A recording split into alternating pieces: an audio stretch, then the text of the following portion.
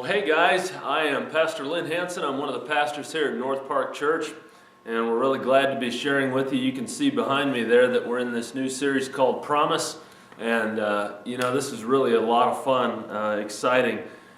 This is all about the power to escape the grip of evil in our lives.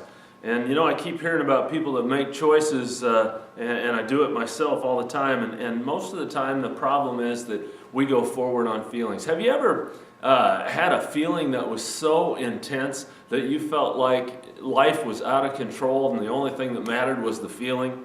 Urges, cravings, I wanted it, I felt like it, I followed my heart, I was afraid, that kind of stuff, and you just almost don't even know what you can do except for to follow through on the feelings.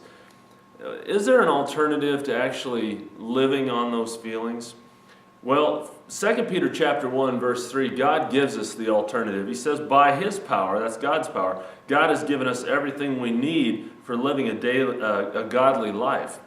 He says, we've received all this by coming to know Him, the one who called us to Himself by means of His marvelous glory and excellence. And because of His glory and excellence, He's given us His very great and precious promises. These are the promises that enable you to share in His divine nature and escape the world's corruption caused by human desires, caused by the things we want. The evil gets its grip on us because we follow our feelings, because of the things that we want. And so we're talking about 6 desires that want to own you, and then the promises that God gives us that help us escape the grasp of those evil desires. So we're talking about the first one this last weekend and through our life groups this week, and that is caving into people. That business of people pleasing in different ways. And, broken promises from your past, broken promises from my past, they cause us to believe that we have to please people in order to gain approval. And that desire for approval is a really heavy-duty desire. Therefore, most of us have a really deep, unhealthy desire to please people, to gain approval. And we do that in some unhealthy ways.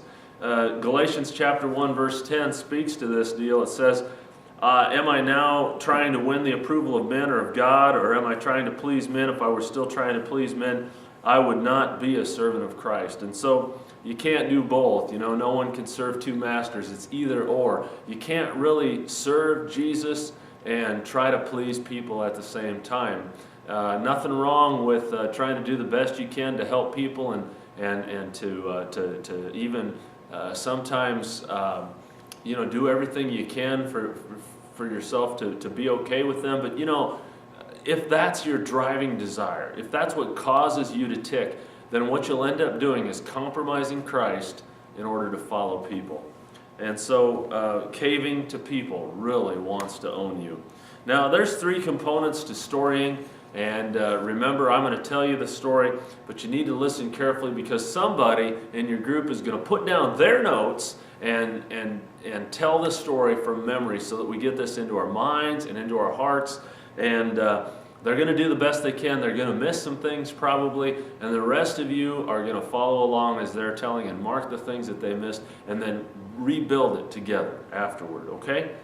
Samuel was a guy who served faithfully as Israel's leader and judge for many, many, many years. And as Samuel grew old, the Bible says, and this is from 1 Samuel chapter 8, but as he grew old, he appointed his sons to be rulers or judges over Israel. His oldest sons held court in Beersheba, but they were not like their father, for they were greedy for money. They accepted bribes and perverted justice. Finally, all the elders of Israel met at Ramah to discuss the matter with Samuel. Look, they told him, you're old. You're now old. I love that. People say that to me all the time. Look, you're old now, and your sons are not like you. Give us a king to judge us like the other nations have. In other words, we want you to appoint a king for us. And Samuel was displeased with their request and went to the Lord for guidance. It hurt his feeling. Do you do everything that they say, the Lord replied, for it is me they are rejecting, not you. They don't want me to be their king any longer, God says. Ever since I brought them from Egypt, they have continually abandoned me and followed other gods. And now they are giving you the same treatment.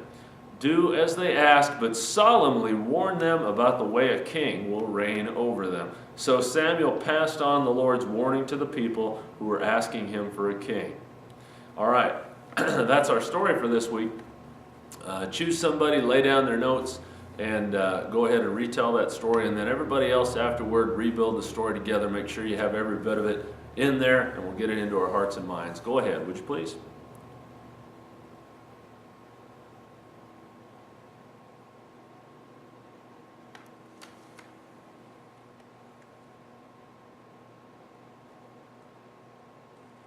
Okay, question number one. We're going to do some discussion questions now, and we'll dig into some pretty good stuff here. Question number one: how do you think it made Samuel feel when the people requested a new leader, a new ruler? Dig deep on this, no surface answers. Try to put yourself in his place. How do you think Samuel felt when the people requested a new ruler? Go ahead, please.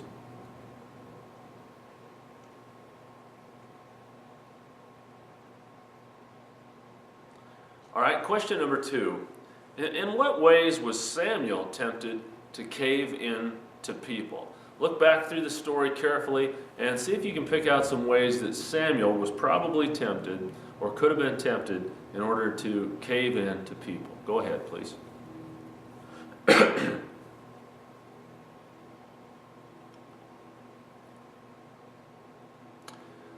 All right, question number three.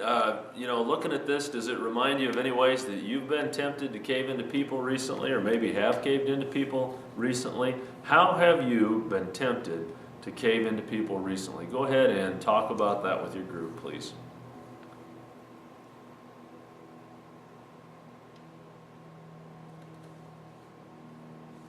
Well, I really like this because you notice that Samuel went straight to God when he sensed the temptation to cave in. Right away, he was displeased with their request, and he went to the Lord for guidance. Right away, he goes to his relationship with God when he senses the temptation to cave in. Question number four: what was the promise of God that helped Samuel obey God instead of caving into people? What was the promise of God that helped Samuel obey God instead of caving into people? Second part of the question, as you find that, as you dig in and you look for the promise that God gave Samuel there and the one that he claimed in order to stand firm, how could you apply this promise in your life? How could you apply it to your life? Go ahead and talk about those things, please. Take your time.